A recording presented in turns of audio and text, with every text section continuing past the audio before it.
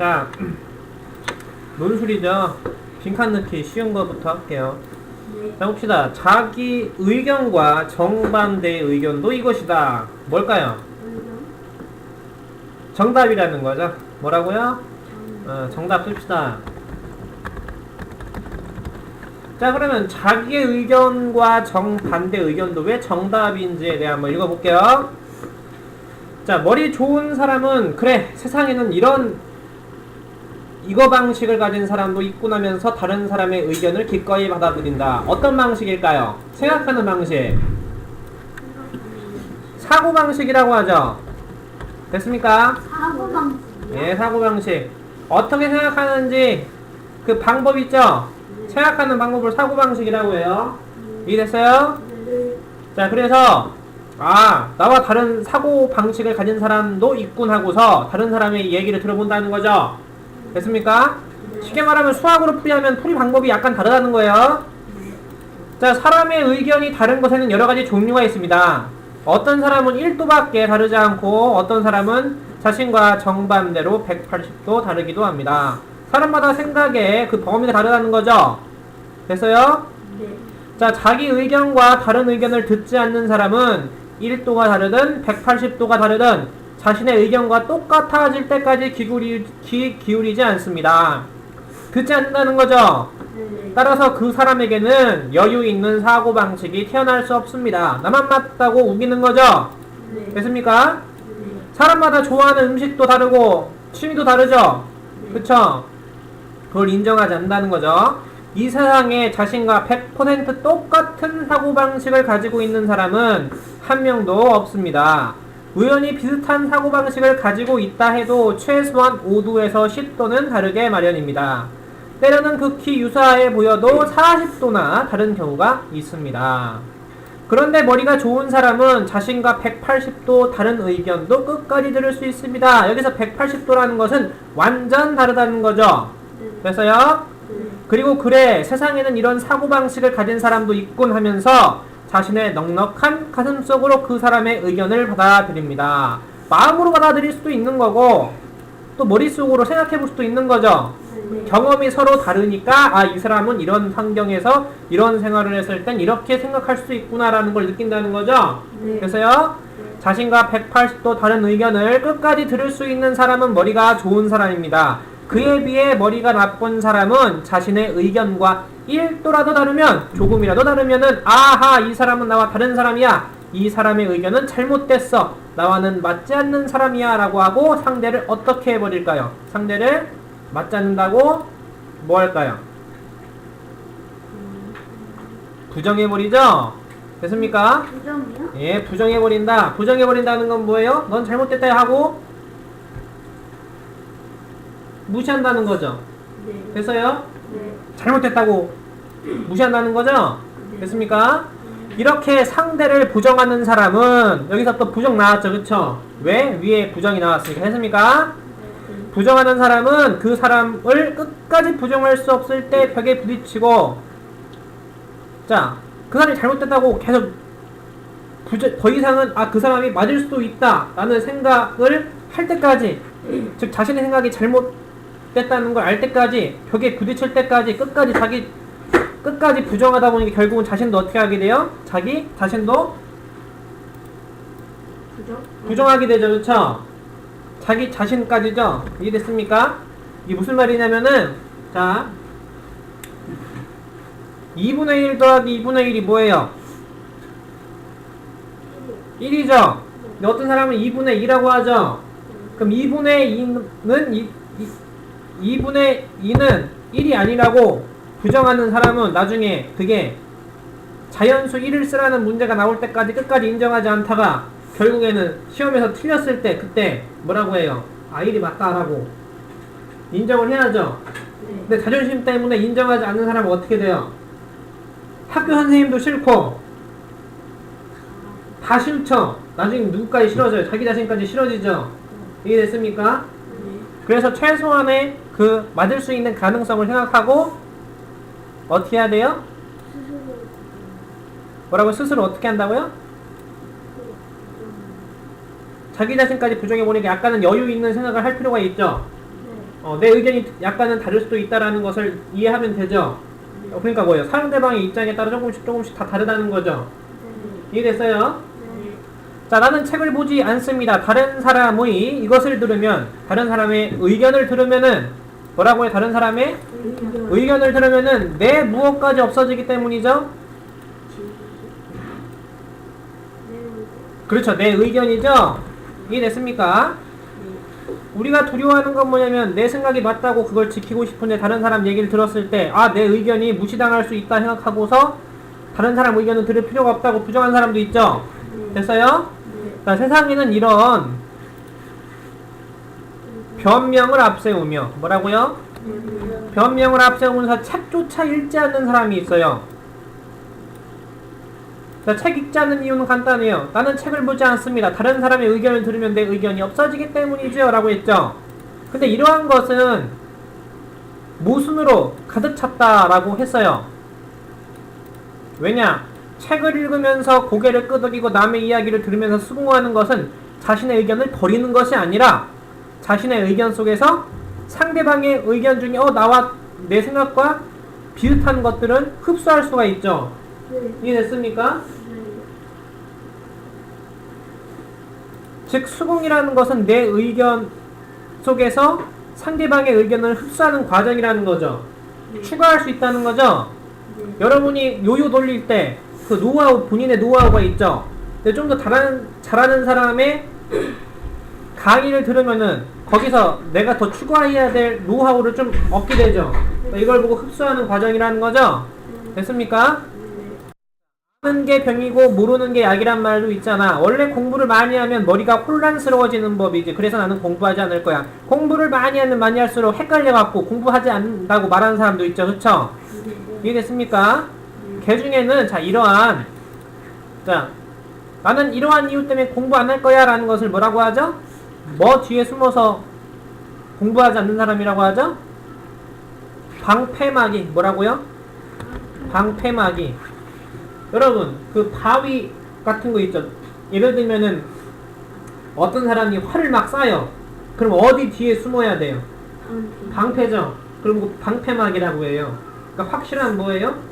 나를 방어할 수 있는 방패막이를 얘기하는 거죠. 이해됐어요? 네, 방패막이 뒤에 숨어서 이거 하지 않는 사람도 있대요. 뭐 하지 않는 사람? 공부하지 않는 사람. 뭐라고요? 공부하지 않는 사람. 예를 들면은 생각해봐요. 친구 중에 이런 사람 있잖아요. 나는 나중에 공부할 거야. 지금은 청소년기이기 때문에 열심히 놀고 실컷 논 다음에 중학교 돼서 공부할 거야 라고 하는 친구들도 있죠. 이해됐습니까? 네. 예.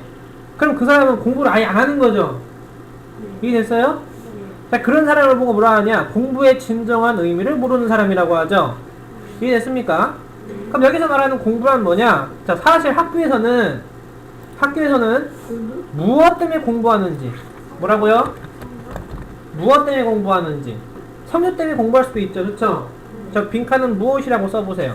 무엇 때문에 공부하는지. 그러면 성적 때문에 공부하면은 성적 때문에 공부할 수도 있는 거고 어떠한 목적이 있어서 공부할 수도 있는 거죠. 공부하는 게 이제 피아노 치는 것도 공부죠. 태권도 학원에서 태권도 단 따는 것도 공부죠. 그쵸? 단 따기 위해서 여러 가지 그 준비 그 과정 같은 거 다 배우죠. 그쵸? 그리고 뭐 그 품띠 같은 거 딸 때 어떻게 움직이는 것도 다 배우잖아요. 그렇죠? 네. 예. 그런 걸 보고 이제 방법이라고 하죠. 이해됐습니까?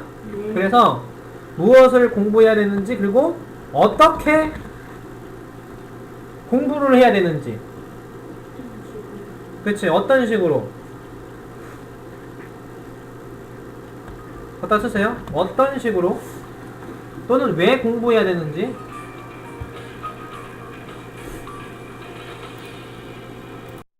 됐습니까? 네. 근데 무엇 때문에 공부하는지, 어떤 식으로 공부해야 되는지, 이런 거 방법을 정확하게 알고 배우면은, 우리가 목표가 있으면 그걸 하기 위해서, 예를 들면은 수학으로 칩시다. 자, 수학을 공부하는 이유는, 뭔 것 같아요, 여러분이 볼 때? 계산을 해가지고 운동 같은 걸 할 때요. 물건 같은 거 살 때, 돈 계산하려고 이제 학교에서 또 배우기도 하죠.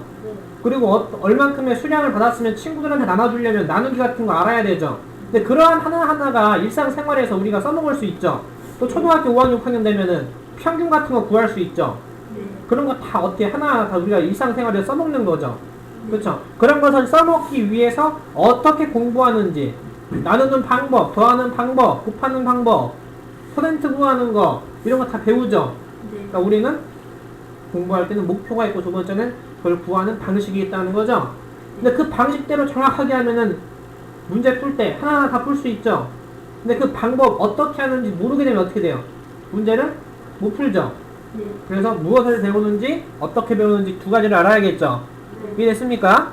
근데 그런 것을 가르쳐주지 않은 채 공부시키고 있는 게 우리의 현실이다. 이제 상위 개념 들어오면은 외국 같은 경우는 세금 같은 거 또는 은행 이자 같은 거를 고등학교 때 배우는 방법을 배우잖아요. 근데 우리나라에서는 구체적으로 배우는 학교도 있지만 교과과정이 일반 교과 같은 경우는 뭐 미적분 배우고, 확률 같은 게는 나중에 뭐 금융 같은 거 할 때 써먹을 수 있지만 일반 수학은 바로 써먹지 못하잖아요.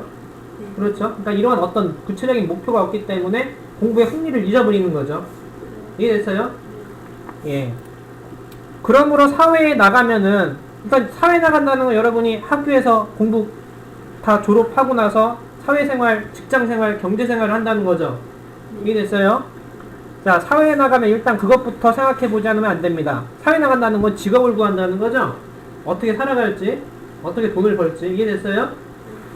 나는 왜 공부해야 되는지, 무엇 때문에 공부해야 되는지, 어떻게 공부해야 되는지 말이죠.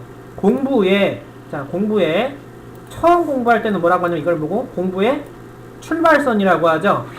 뭐라고요? 자, 공부의 출발선이라는 것은 시작점이 스타트 라인이죠. 그쵸? 이해됐어요? 자, 공부의 출발선은 자기 이것의 공부 방법을 습득하는 것이다. 공부의 시작은 자기의 무엇을 습득하는 걸까요? 자기 나름대로의 뭐라고요? 자기 나름대로의 공부 방법을 습득하는 것이다.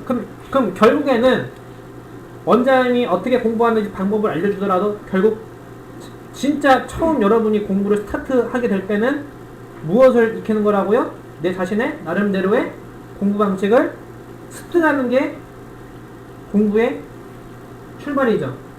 이해됐어요? 정확히 이해됐습니까?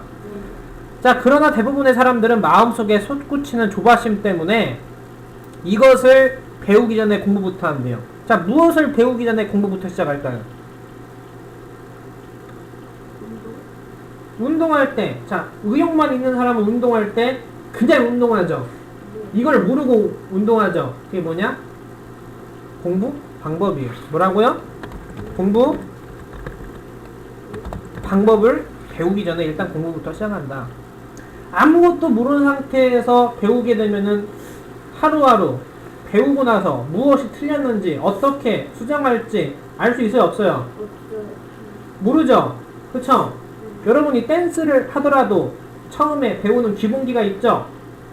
게임할 때도 처음 하는 기본기가 있죠? 콤보 같은 게 있잖아요. 그쵸? 그거 전혀 모르고서 게임하면 실력 늘어요? 안 늘죠? 수학 풀 때도 개념 안 하고 연산 안 하고 서술형 풀이부터 하면은 실력 늘어요? 안 풀죠? 안 늘죠? 방식을 알고 공부를 해야죠. 이해됐습니까? 이해됐어요? 예, 그래서 그러면 학창시절과 똑같은 이렇게 공부 방법을 모르고 사회생활을 시작하게 되면 학창시절과 똑같은 무엇을 되풀이할까요? 실수죠. 뭐를 되풀이한다고요? 예, 방법을 모르면 무엇을 되풀이한다고요? 실수를 되풀이하고 눈에서는, 자, 이것은 뭐냐면은 이거를 벗길 수 없다라고 해요. 뭘 벗길 수 없냐? 자, 선입견이라고 합니다. 뭐라 한다고요? 선입견. 내가 맞다고 생각하는 그 선입견을 보고 뭐라고 하냐면, 다른 말로 바꿔 쓴다면 비늘이라고 해요. 뭐라 한다고요? 비늘. 네, 눈에서 비늘을 벗길 수 없게 됩니다. 즉 공부라는 것은 내가 계속 반복하고 있는 무의식적으로 반복하고 있는 그 실수를 줄여나가는 과정이죠. 즉 내가 눈에 껴있는 비늘을 벗기기 위한 것, 즉 선입견을 벗기고 더 구체적으로 알아가는 그 과정이라고 볼 수 있겠죠. 네. 그럼 그걸 알면 실수가 줄어들겠죠. 이해됐습니까? 네. 자, 여러분이 생각할 때는 여러분은 무엇 때문에 공부해야 하는지 알고 있습니까? 자, 요거는 이제 여러분이 각자 써볼 건데 다음 그 뒷장에다 여러분이 써볼 거예요. 여러분은 왜 공부를 하는지. 요거 이제 여러분이 작성하시고 원장이 하나하나 점검을 해볼게요. 네. 이해됐어요?